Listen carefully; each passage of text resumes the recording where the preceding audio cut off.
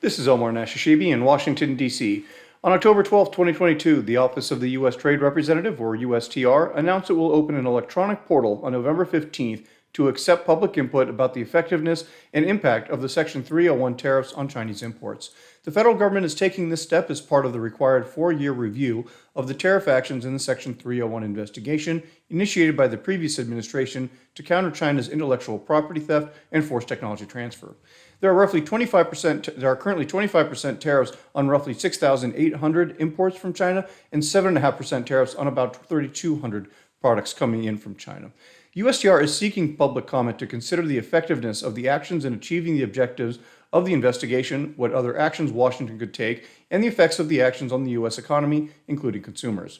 USTR said it will release on November 1st more details, including a list of questions for commenters to answer, but we already have an indication of what they'll want to see, including what other actions, quote, would be more effective in obtaining the elimination, end quote, of China's actions and the effect of action on small businesses here in the United States of keeping the tariffs on China.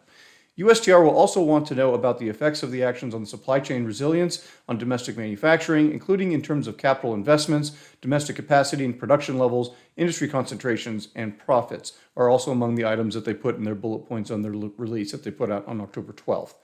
Data reviewed by the Peterson Institute for International Economics showed that imports of products not subject to tariffs from China are 50% higher today than they were immediately prior to the trade tariff taking effect, while those same products from the rest of the world are up by 38%.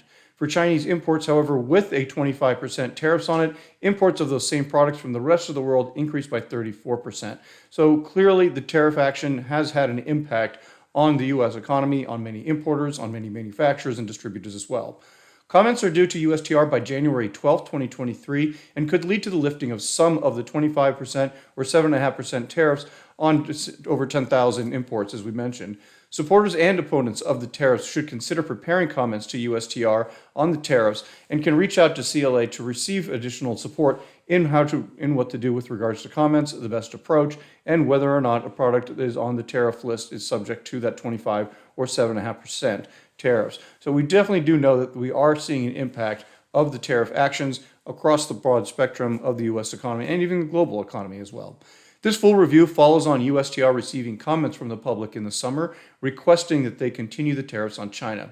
The agency said that having received requests from domestic industries to keep the tariffs in place, they would conduct a full review to receive input from both supporters and opponents of the tariffs. In the summer proceeding that initiated the 4-year review, USTR only accepted comments from supporters of the 25 and 7.5% tariffs on Chinese imports. This is not an unexpected move by USTR, and it is an important step for both those who support and oppose the tariffs. To clarify, this is not an exclusion process where importers can request temporary suspension from the tariffs on a product. There is not currently a portal that is currently open for companies to file an exclusion request for imports from China in order to not pay the tariffs on a temporary basis, which was 12 months or 18 months at the time. That process has been closed for some time, with many U.S. businesses increasingly pressuring the Biden administration to provide them with an avenue for relief. In early October, 170 companies sent a letter to USTR and the Biden administration calling for them to restart the tariff exclusion process. We do not have a current timeline for restarting the exclusion process, but we do know that over the summer, President Biden personally signed off on the structure of one. But events caught up with them, and USTR did not open the portal as some had expected at the time.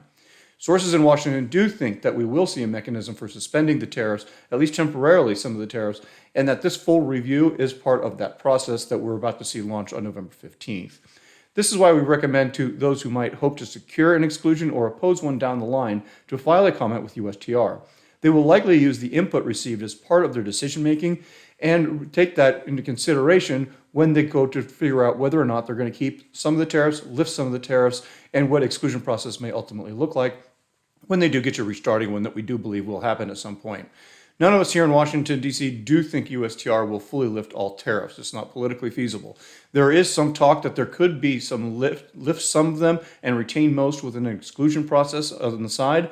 Another point of discussion is potentially making some imports eligible for exclusions while others will not be, effectively keeping the tariffs in place without options for those products if they are not eligible to even have an exclusion requested. These are just a couple of the scenarios, but for right now, we do have the Section 301 four-year comment review portal that is opening up on November 15th.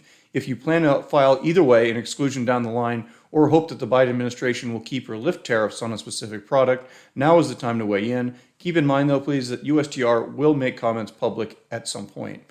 We recommend being specific, reference the HTS code of the product of concern, and answer at least some of the questions that they pose, if not all. We do not recommend waiting until the last minute, as January 17th falls on the day after a holiday weekend, and so getting the filing in sometime in the month of January, if not sooner, is always recommended. If you're interested in learning more about the Section 301 comment process, what products from China are subject to the tariffs, or would like help filing, please reach out to CLA.